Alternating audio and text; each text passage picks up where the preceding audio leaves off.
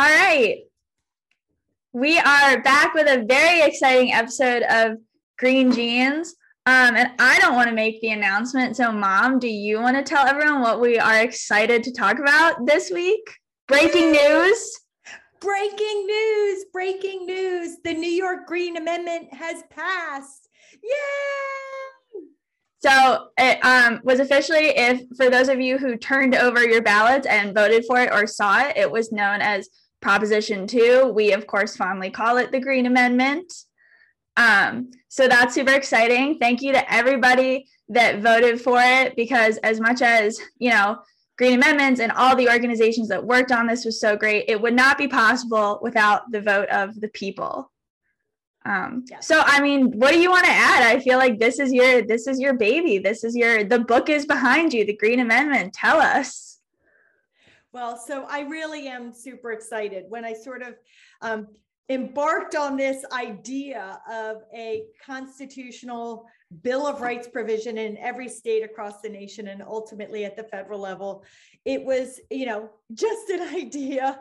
And I could see the power and importance of it, but I didn't know if other people would or could. And of course, the book, The Green Amendment, was the really an important early step that I took. But now, interestingly, wonderfully, and frustratingly, the book is now instantly dated, as are all of our materials, because everything says, right, that there is only a Green Amendment, this term that I have defined in 2 states, Pennsylvania and Montana.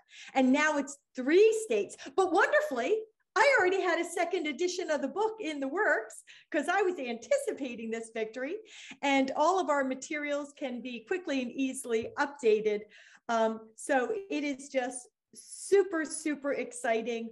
And, this New York victory, I think, is going to be really a critical inspiration to prove to other people that a Green Amendment is, in fact, possible in this modern era, that it will get bipartisan, all partisan support, maybe not everybody's support, but, everybody believes in the rights to clean water and clean air and a healthy environment for all people, because those are things we need. So it is super exciting.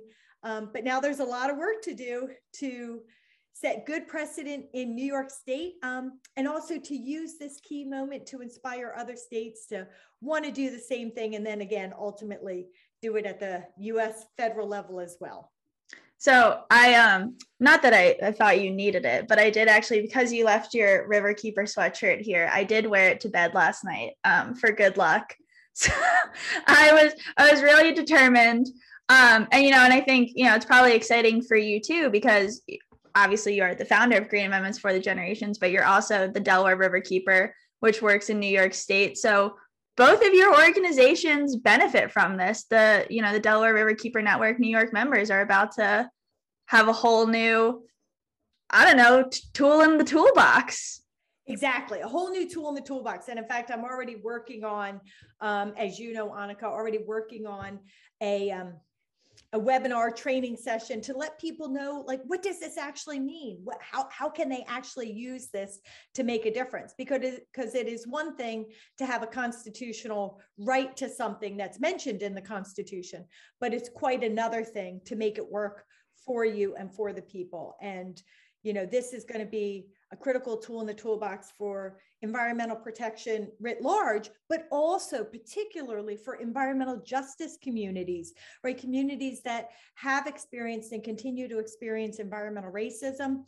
And the Green Amendment is so powerful for taking on the climate crisis. So I am just off the charts excited and happy, but also a little bit daunted, right? Because now there's a whole lot more great work to do.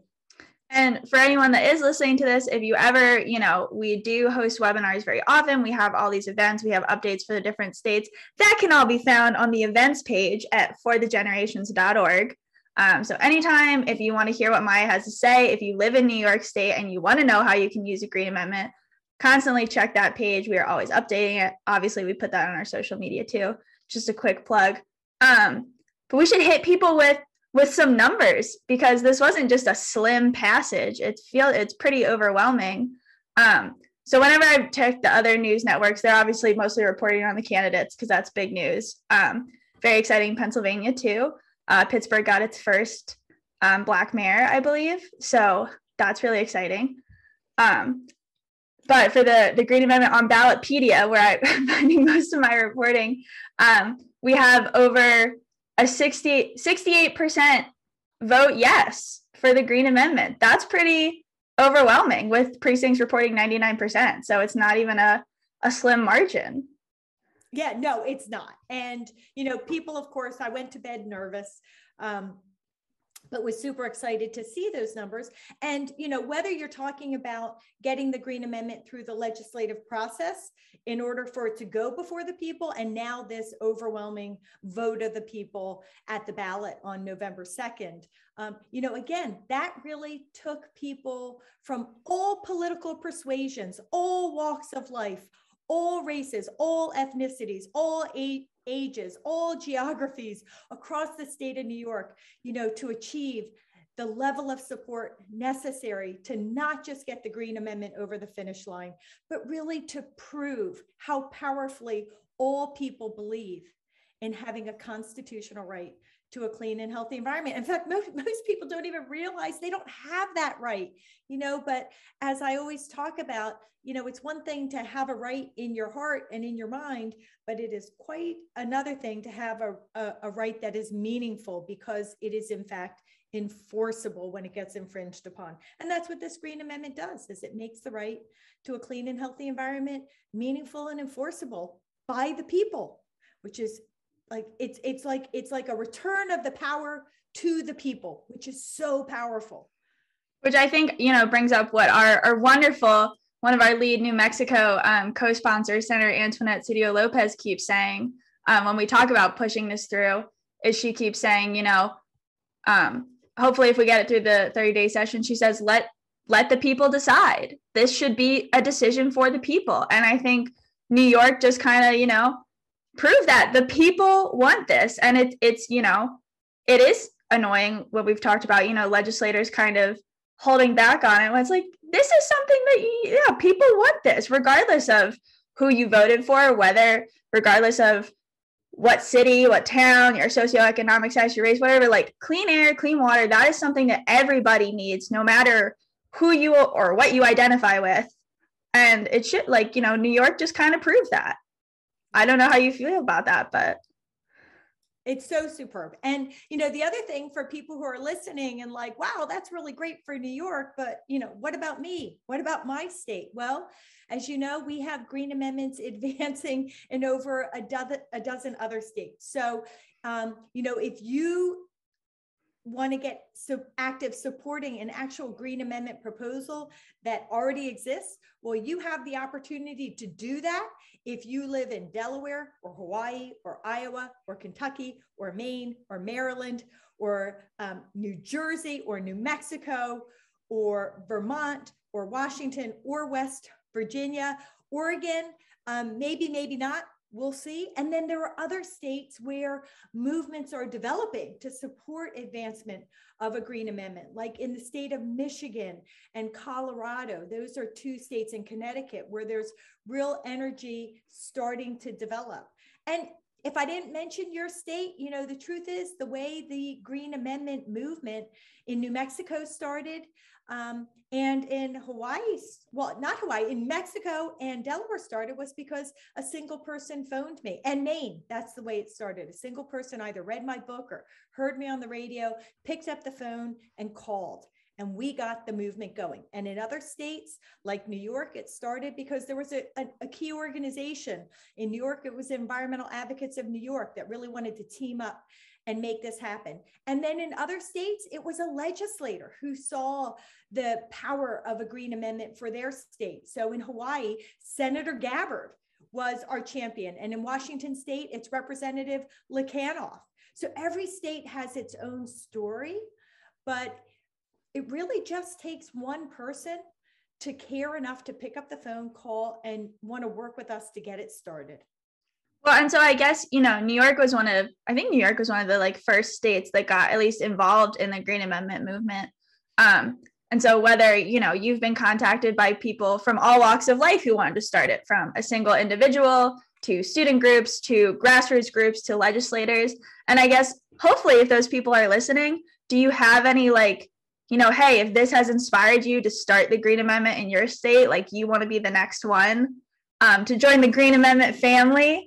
What would be your advice? Like, what's the first step? What's the most important thing? What have been the mistakes along the way that you're like, like I wish, I've learned this and I wish that we had known this sooner? So the first most important step is to get in touch with Green Amendments for the Generations. And let's partner up and do this together in your state. The only times when we have had problems with a Green Amendment advancing in a state was when somebody tried to go it alone, do it on their own, not partner up or pair up. And when I say somebody, it means sometimes it was an individual, sometimes it was a legislator, and in another case, it was an organization.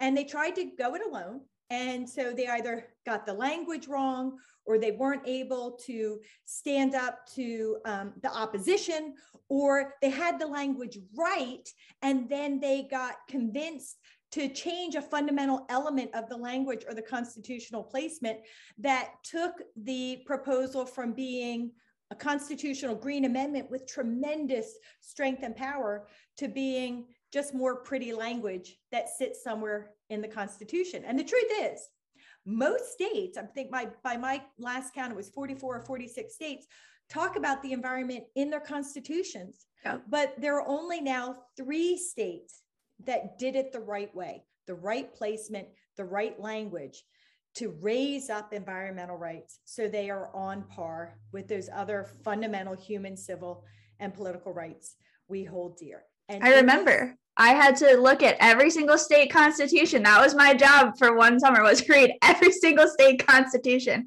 and find that language. And you're right, a bunch of them was like, wow, this would be so great. But it's in section 23 about hunting or whatever. And it was really after we had our powerful victory against a very pro-industry, pro-fracking law, and we're able to use the Pennsylvania constitutional language to defeat the most devastating aspects of that law, that I really did embark on that endeavor of looking at every single constitution across the nation and see what was different about Pennsylvania from everyone and everywhere else, and came up with this idea of defining a Green Amendment so that it was clear, what do you need to get this most powerful language? And that is not only when it came up the idea of defining the term and actually laid out those elements, but did find that Montana also had language on par with Pennsylvania, meeting the definition of a Green Amendment. And, we are very clear at Green Amendments for the Generations about not just what is needed, but why it's needed and why it is so powerful. So, partner up, because we have had 2 situations where people got it wrong, and we actually had to stand in opposition to that language and defeat it in order to leave the ground clear for a true Green Amendment. Because one of the worst things that could happen to our Green Amendment movement, but more importantly to the people of that state and the environments of that state, is that people get a faux Green Amendment, something that doesn't provide the most powerful protection for the environment. And 2 things would happen in that situation. 1, nothing would change in terms of environmental protection. And that would be awful. And people would have put in a lot of time and energy and effort to getting language added to their constitution that didn't make a difference. And we knew in advance it wouldn't make a difference. And 2, because there was all that effort for language that didn't make a difference, other people across the nation thinking about the power of this endeavor would look at that state and say, well, they did it and it didn't make a difference, so why should I bother? And they wouldn't understand the nuances of why it didn't work there, why that language was not, in fact, a Green Amendment, despite the fact that people tried to co-opt that language, that term that I had coined, and misappropriate it for language that didn't meet the definition. So just that really is the most important thing. Partner up. And you are right. As I work with communities, as we at Green Amendments for the Generations, and you are part of that team, Anneke, as we work with communities across the nation, legislators in different states, we learn a lot of lessons about language, about the attacks that we're going to face, how to best respond to those attacks, how to organize, how to best strategize and advance a Green Amendment to success. And we take all of those lessons learned and we bring them to every one of the Green Amendment efforts that we're a part of. So if you partner up and get in touch, you get the benefit of not only our experience and our knowledge and our ability to help you, but all of the lessons learned that we are gathering along this powerful journey. Yeah. And I mean, I think just what I keep saying too, when I talk to legislators in New Mexico, because, one of the points that does get brought up, obviously, is like, well, I know it gives me like, every time I say like, well, what does clean water even mean? Well, like clean air is so broad. And I always, when I say it, I'm like, but the really great thing, I'm like, is that, you have Montana and Pennsylvania, and hopefully soon some cases out in New York, that are, and like you always say, like clearly defining it and helping us, you always say, well, look at all these other fundamental rights where the language is broad, but we know that it's how it's interpreted, and it's interpreted to the benefit of the people. And I always say, that is the great thing about Green Amendments for the Generations existing today, is you have an entire nonprofit that is working very hard to read all these cases, to come out with case briefs, one I just sent you this morning, to explain and to help legislators, nonprofits, individuals be like, if you're going to bring a Green Amendment challenge, if you're going to, fight for the Green Amendment, here's how it's going to work. And here is the best way. And like, you're not psychic. You don't always know, but like, it's better than most people who are like, here's the law from 1800s. We don't have anyone to ask who wrote it. There's no written records, or they're all written in Old English that nobody understands. So figure it out. Versus now, people can pick up the phone and be like, hey, Maya, what do I do? And like, you're always there ready to explain it. Or, they can go watch all the webinars that you do. And I think I've had teachers too that are like, well, like my law school professors are like, well, they bring up public trust doctrine, which I want to explain to people. It's a whole thing. And then when I tell them, like, you got to talk to Maya, and they talk to you and they're like, oh, I get it now. Like law professors talk to you and they're like, oh, I get it now.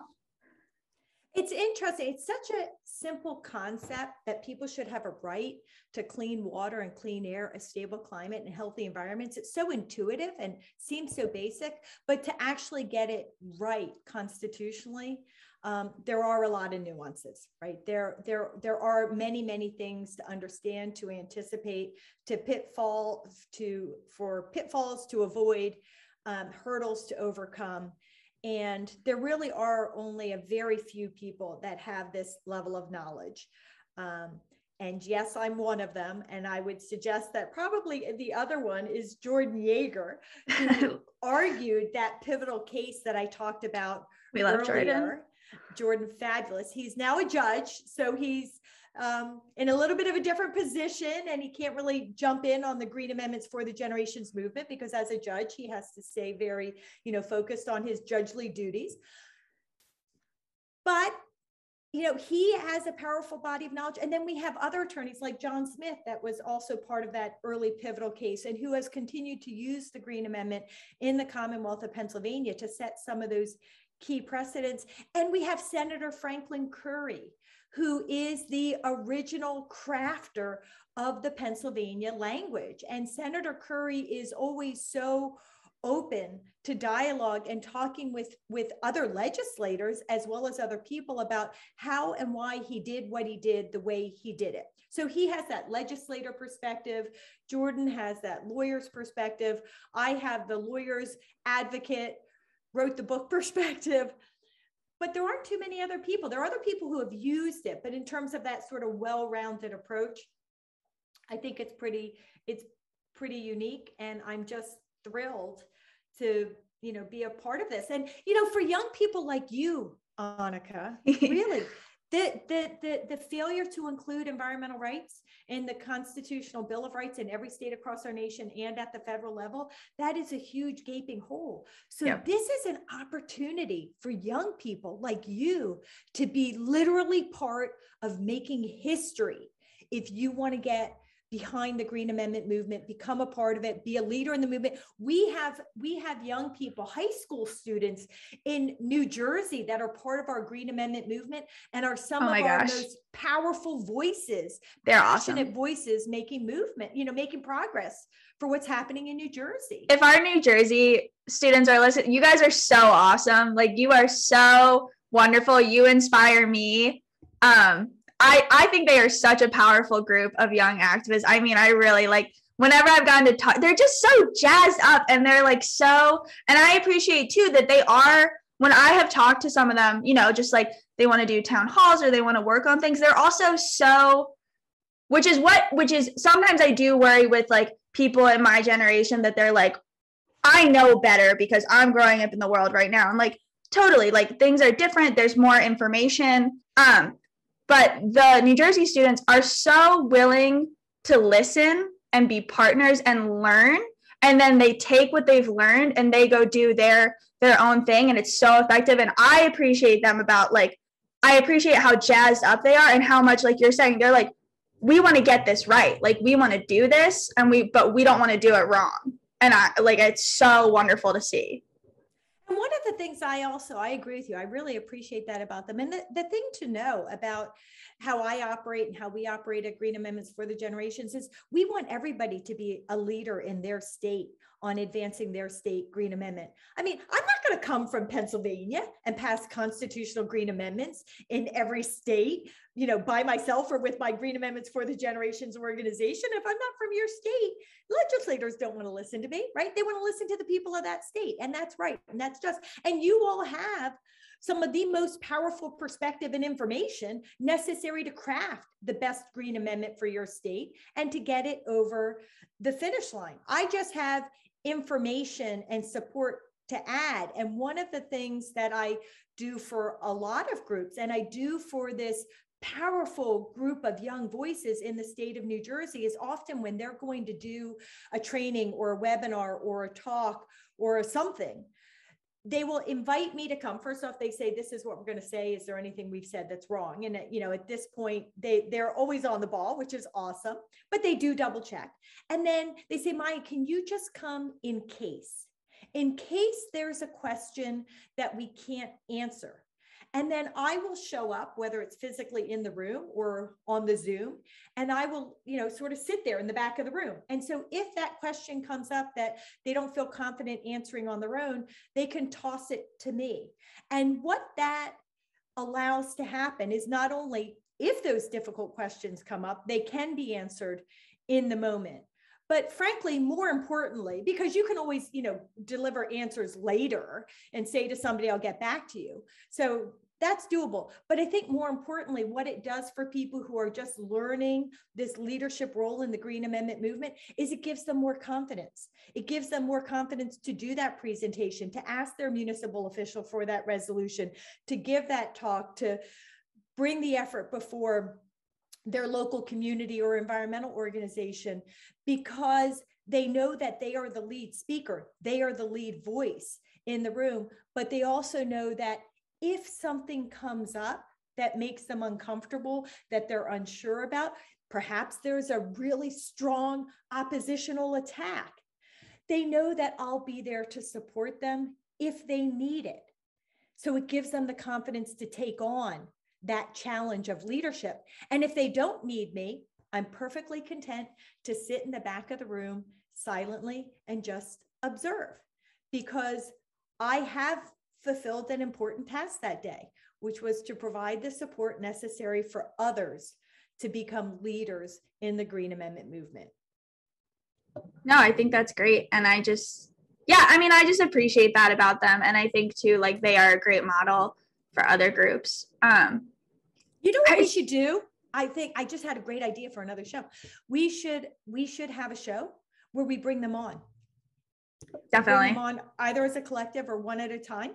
And we talk with them and get, share their perspectives about what they're doing, why they're doing it, how they're doing it, because I think that there are a lot of other young leaders in other states that want to get on board. We have some great young folks too in Maine that are coming on board. And there's a big effort with our Green Amendment leaders, Michelle Henkin and Andy Burt in Maine, who really are encouraging young people to take a leadership role. And so maybe some of those voices could join as well, including some voices from New Mexico, where we've had some really powerful young voices step up.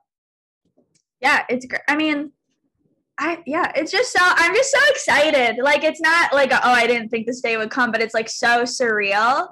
And like, yeah, just hopefully this inspires other people that haven't been sure if they can do it, all that. And like, yeah, it really is a good example of every type of person calls you. An individual, someone who just heard you on a radio show and was inspired, a nonprofit that was like, we need to get on this train. And, I think I've seen like, too, I appreciate that in New Mexico, like, at least, like, I'm sure there's a bunch, but I physically see the ones in New Mexico because that's where I'm working right now. And they really are like, so like, Maya, like, how do we do this? How do we get the messaging right? Because it's not, and I think you've always modeled this in your work. It's never like, even though I believe like you are amazing and I think they should build a statue for you, but I know that's not how you view yourself. Like, you're very much the person that, like, everything you've done, it's never been about you. It's always been about like the movement and the power it brings to helping people. And so you're always like, I want to, like, that you want to be there, not because you want to be there. Like, you want to be there because you're like, I want you guys to get this right. I want you guys to get this great benefit of a green amendment and like change the world for people that way. And so I don't know, like, how does it feel? Like, this has been a lot of your work, and how do you feel? Like, I don't know. I don't know. I think that there might be something wrong with me because the truth is like, I'm really excited and I'm happy. And the more it sinks in, the happier I get, but I'm actually very much on to the next steps, right? How are we going to use this New York victory to inspire advancement in the other states where we're working? And how are we going to make sure that this New York victory brings meaningful results to the people of New York? Because in the Commonwealth of Pennsylvania, while the Pennsylvania Green Amendment was actually passed through Senator Curry's leadership in 1971, it only got legal life when we used it in that anti-fracking legislation case that we brought with the decision that came out in December of 2013. So while it passed in 1971, it was almost as if the Pennsylvania Green Amendment only passed in December of 2013, when we at the Delaware Riverkeeper Network had this amazing victory along with the 7 towns challenging that pro-fracking law. What happened in between was a lot of bad precedent, was a lot of misuse early on that just compounded and compounded and compounded over the years. And it was only through the vision and the talent of those involved in the Act 13 challenge, again, Delaware Riverkeeper Network, myself in my role as the Delaware Riverkeeper, the 7 towns, Jordan Yeager, John Smith, and Jonathan Kamen, our legal team, Lauren Williams, that was part of the legal team, that we were able to undo that 42 years of bad precedent. We don't want that to happen to the New York Green Amendment. We want to set good precedent from day one. But I do want people to understand, you don't have to wait to have a lawsuit to get the power of a Green Amendment, because every government official who gets their authority from the state, from the local town council to the legislators, to the governor's office, all the regulatory agencies in between, they all are duty bound, legally bound, constitutionally bound to enforce every aspect of the state constitution, including the state Green Amendment once it's passed. And so the Green Amendment can be used to powerfully and meaningfully impact government decision-making, legislating, regulating, permitting, or perhaps preventing a permit, addressing problems of the past, preventing future problems, using the constitutional right and avoiding the need for a legal challenge. So the litigation is going to have an important place in setting precedent when our government officials overreach, get it wrong, and allow infringement on our constitutional rights. But it's not all going to be dependent on litigation. It's going to depend on a lot of powerful advocacy and activism. And in every election from here on out, nobody should be elected to office that does not believe in the power and importance of enforcing the constitutional right of the people of New York to clean water and air and a healthful environment. I just like really picture people now, like when they go to those environmental department meetings, you know, and they're like, we're going to pass this permit to get this whatever awful polluting thing that environmental departments seem to pass. And I just want everyone to have like, everyone should go print out the Green Amendment, like do the little like burning in the oven so it looks like a old piece of paper, you know, like you did for the 4th grade project. And have it as like a little scroll, and I want everyone to go to their like public meetings and all that and just like unroll it, be like, you can't do this because my rights. I really want everyone to start doing that. I'm going to start doing that.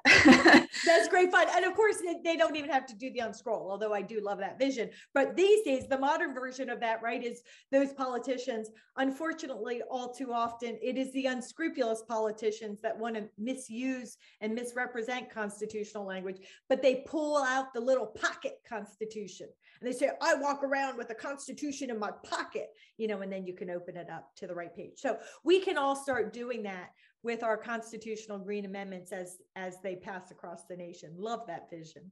Yeah, so great. And I mean, you know, I do we're getting probably towards the end of this, you know, and I want everyone to do like, especially now if you're in New York, like you have this new powerful thing, like go to forthegenerations.org. You can literally so easily get in contact with us. It is us. We answer the emails. Quincy, Molly, Bridget, our wonderful Green Amendment team, you know, we are excited and we want to help people. And so you're not going to go in a spam folder. You are going to be either Maya's going to see your email, I'm going to see your email, Quincy, Molly, or Bridget are going to see your email. And then right away, Maya's going to see your email and she's going to be like, we're going. If you need a webinar, if you want her to come in person, if you want a phone call, like, you know, we're here to help. That's the whole point of this. That's what we want to do. That's what we live for. And of course, we have a new member of the team now, Cameron. Oh, and Cameron. Oh my gosh. Just a week in, already doing great works. And also just to remind people, in states where a Green Amendment is active, like New York, we actually have a state-specific website. So it's just the abbreviation of your state. So in the case of New York, it'll be NY, followed by greenamendment.org. So for those in New York, go to nygreenamendment.org. If you're in Hawaii, go to higreenamendment.org. If you're in Maine, megreenamendment.org. New Mexico, nmgreenamendment.org. You get the picture. And we have state-specific resources as well. So you can really know what's happening in those states. And if there isn't a state-specific page for your state, because there isn't a Green Amendment advancing yet, then forthegenerations.org actually has a place and a space to learn about what is happening in your state and how you can take on that leadership role to advance it. So that's really important. And hey, we forgot our fact check. So fact check. Oh, I was so excited. I just couldn't. Yeah, but here's our fact check. It's very relevant. Fact check. People say that having a constitutional right to a clean and healthy environment, that doesn't make a difference. That's just aspirational. It won't actually make a difference. Wrong. Makes a big difference. And we can prove that because it was used in Pennsylvania to defeat that pro-fracking law. It's been used in Pennsylvania to prevent the misappropriation of environmental protection funds that should have gone to the environment, but the very conservative legislature wanted to misappropriate it for just the general operating budget. The Montana Green Amendment has been used twice over to result in the voiding, the pulling back of permitting for devastating gold mining operations that would have had really serious consequences for rivers and untouched ecosystems, including critical ecosystems right outside of Yellowstone National Park that are important ecologically, but also economically. We're using the Green Amendment in Pennsylvania to secure cleanup of a long ignored toxic site, a site with a spreading pollution plume that's been in this toxic condition since literally the mid 1980s and just ignored. In fact, it wasn't even ignored. The state government, rather than hold responsible parties that exist and have tons of money, rather than hold them responsible for cleaning up the site, the state was busy working on a sweetheart deal with a residential developer so that he could develop homes on the Bishop Tube site, bringing new families to this toxic site while it remained in a toxic condition with no known plan for cleanup.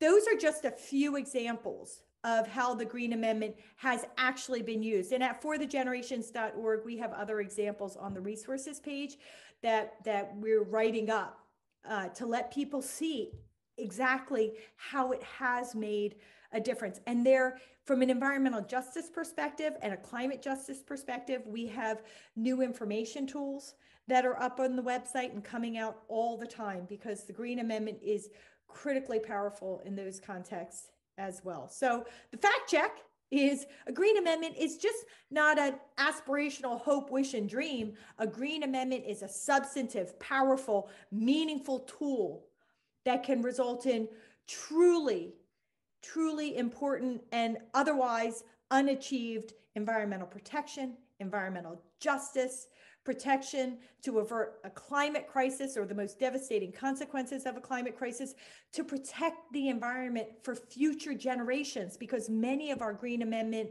proposals and existing provisions explicitly require the government to protect the environment for present and future generations. How magnificent is that?